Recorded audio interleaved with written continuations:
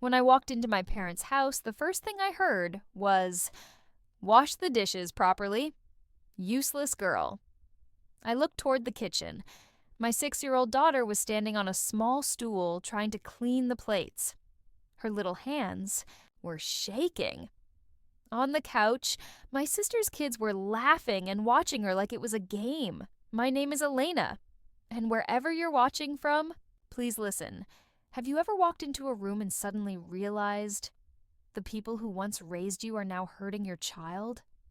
I had just driven 6 hours straight from the airport. No call, no warning, just a feeling that something was wrong. And I was right. My daughter looked scared. She was being yelled at while my sister sat nearby, relaxed, sipping juice, scrolling on her phone. My dad muttered, "She can't even rinse properly." And my mom said, "She's not like Clara's girls. They know how to behave." Clara, my older sister, the favorite one, the one with the perfect life on Instagram, they always liked her more. But I never thought they'd take it out on my child. I stepped into the kitchen. My daughter didn't even see me. She was too scared, too focused, trying to do everything right. I said just one word. Enough. Everyone stopped. Mom looked up.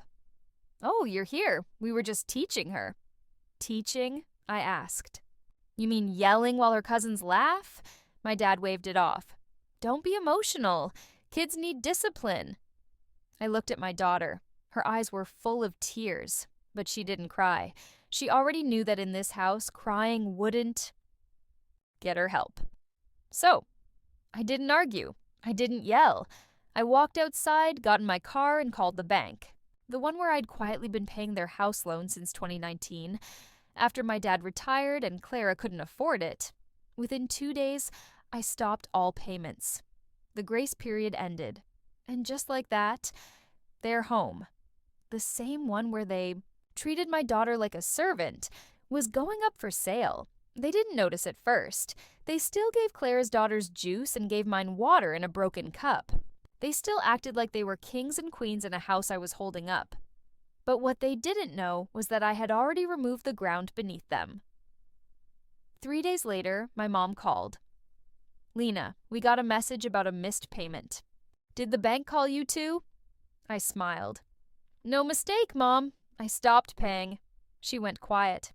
Then came her fake, soft voice. "But sweetie, we thought you were helping out of love. Family supports each other." I answered, "Family doesn't scream at a 6-year-old like she's free labor." Then I hung up. No more explaining myself to people who only cared about what I gave, not who I was.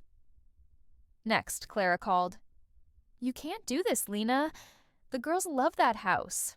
Mom and Dad will be crushed." I asked, "Where was that love when they called my daughter names while yours laughed?" "They were just playing," she said. "No," I replied. "Your kids play, mine works." Then I ended the call. I didn't owe them a warning or a speech. I owed something else, to protect my daughter. And that started by destroying the place where she was made to feel small. 1 week later, a notice was nailed to their front door. The house would be auctioned. And I didn't go see it. I didn't brag. I just held my daughter's face in my hands and whispered, "You'll never have to earn love again." They tried to teach her she didn't matter. I showed her she did. After the news spread, the family chat exploded. Aunt Mel called me heartless. Uncle James wanted to talk. Even Grandma messaged me. "Why, Lena? Why?" "Because you all watched her struggle. Because when she wiped the table for the 3rd time that night, while her cousins had second helpings." No one said a word. But now that the house is gone, I'm the bad one. That's how this family works. They don't protect the quiet ones. They protect the walls that hold their pride. Well, those walls are for sale now, and I don't feel guilt. I feel free. I paid their loan for years, after Dad's stroke, after Clara's bad investment, and they never thanked me. Not once. But my daughter paid for it. in tiny, silent ways they called lessons, and I was done letting her suffer for my choices. 2 days later, Dad called. "Lena, please. The bank says the process is almost final. Can't you just fix it? 1 more month?" I didn't shout. I just asked, "Do you remember what you called my daughter that day?" Silence. "Do you remember her face?" Still nothing. Then there's nothing left to say. And I hung up. Because some moments in life, you stop trying to fix the broken. You start building something new. My daughter is doing better now. She sings when she washes the dishes. We have our own kitchen, our own home, and no one yells if a cup isn't perfectly clean. Because I didn't. Just stop paying for their house. I stopped the whole cycle. The auction happened on a quiet Tuesday. I didn't go. I didn't need to. Because the moment I ended that last payment, I had already left. Not just the house, but everything it stood for. Control. Favoritism. Hurt covered up as discipline. Only Clara came to the auction. She didn't bid. She couldn't afford it. But she cried to the new owner outside the courthouse. "It's our family home," she said. But the man wasn't family. He was a businessman, and all he cared about was money. The house was sold. Just like that. That night, Aunt Mel called me. "You didn't have to go this far." I replied, "You're right. I should have done this years ago. Because that house didn't raise me. I raised myself in its shadows. I raised my daughter in its cracks. And now, I was raising hell by refusing to be quiet any longer." Back at our home, peace had a sound. It was my daughter humming while she drew pictures. It was laughter between us, not at her. It was bedtime without fear. It was freedom. And I could see it. She was healing. All it took was giving her one small thing: safety. And with that, she started to bloom. In a way no one in my old family expected. We planted a garden together. Real soil, real sunlight. A promise to only grow what grows with us and not against us. For every painful brick they gave me, I laid a joyful one, because some houses are passed down. But the real homes, we build those ourselves. 3 weeks later, the messages turned mean. "Clara, you're heartless." Aunt Mel, "Family doesn't evict family." Grandma, "They took care of you your whole life. How could you? Took care of me. Like when I had to cook while Clara rested. Like birthdays where my name was in pencil and hers was in glitter. That wasn't care. That was work." I didn't reply. Because when you've always been the one no one really sees, you don't owe anyone a speech. But then, I got one final message. From my mom. Just 2 lines. "She's not one of us. That girl you had, maybe she takes after her father." That girl, my daughter, the one who makes me cards when I'm sick, the one who tried to help just to feel included, the one they laughed at, the one they broke. They hadn't learned anything. They still thought guilt would make me come back and fix everything. But what they didn't know is that when I saw them yelling at my little girl, something inside me turned to steel. So I replied one last time, "You lost the house. You lost the money. Now you've lost any way into our lives. We're done. This door isn't locked.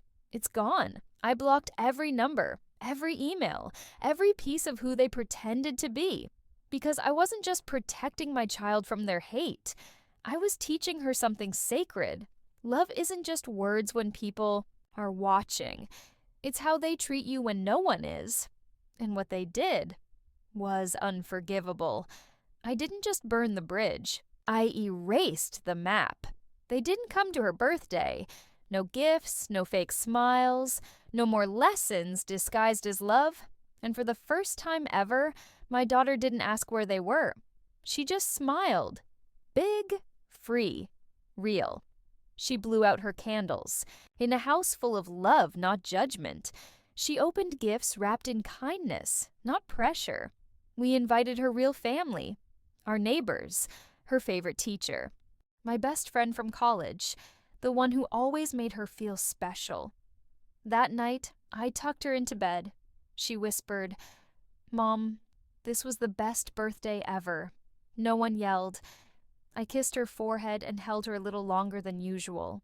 And I thought, this is what a home should be. Not a place where kids are treated like servants.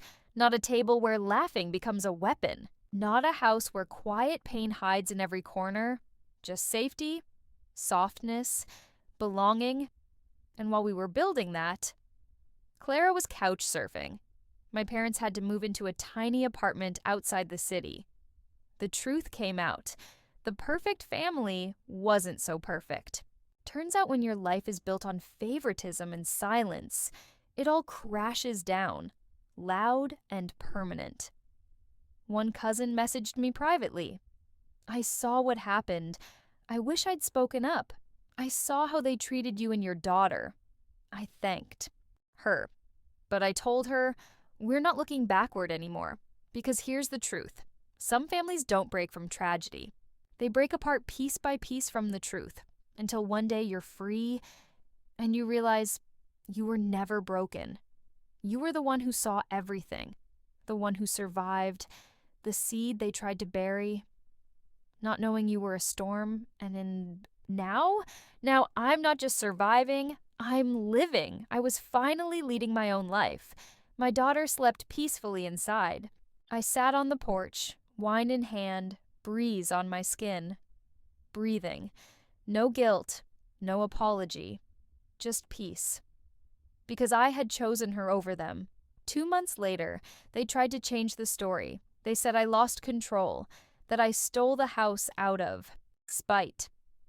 Clara told people I was unstable, that the bank tricked me, that I was just jealous. Jealous? Of what? Being screamed at? Watching my child get called useless while they relaxed like royalty? They never told anyone why I stopped paying. They left out the way adults shamed my daughter instead of loving her. They skipped the part where trauma was served like a family meal, over and over. So, I didn't say a word. Because the truth doesn't need to beg. It stands tall when you finally stand beside it. Instead, I looked forward. I put my daughter in a private school that valued kindness. We traveled, something I'd always put off while saving everyone else from their mistakes. We started collecting joy, the way I used to collect reasons to stay quiet. I even created something new, a small foundation, quietly named Rise Before Rain, for kids who were ignored, forgotten, hurt by the people meant to love them. Every dollar went to therapy, art, mentorship, safe spaces. No press, no spotlight, just action. Because the best revenge is turning your pain into someone else's healing. Sometimes I still get messages, "Come home." They miss you. Let the past go. But let's be clear. When they say home, they mean the house I saved and then took away. When they say miss, they mean the version of me who stayed silent. When they say let it go, they mean bury it. Like we always did, but I'm not a shovel. I'm a mirror. And I won't crack just because they don't like what they see. Spring came. The world bloomed, and so did we. My daughter's drawings changed. No more stick figures with sad faces. Now, big skies, cozy homes, mailboxes with her name, tables where everyone had a seat. One afternoon, we opened a box from our old place. She pulled out a photo, her standing next to my mom. Shoulders stiff, eyes empty. A smile that wasn't real. She looked at it, then at me.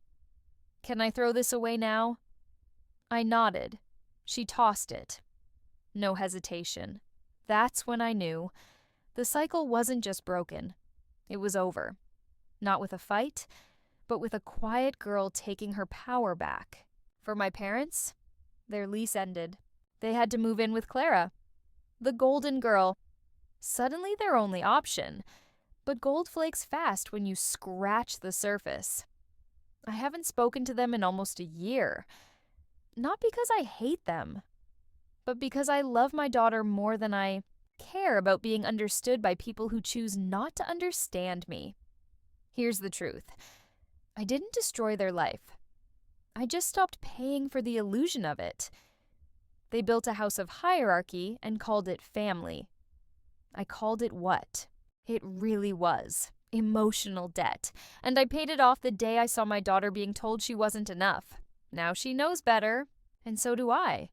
Sometimes we still pass that old neighborhood. My daughter always reaches for my hand and asks, "Are we ever going back?" I smile, calm, steady. "No, sweetheart, we already came back, to ourselves." That's more than enough, because the best kind of revenge is a little girl who doesn't flinch when someone raises their voice, a home where no one has to earn love, and a mother who burned the old blueprint just to build something new.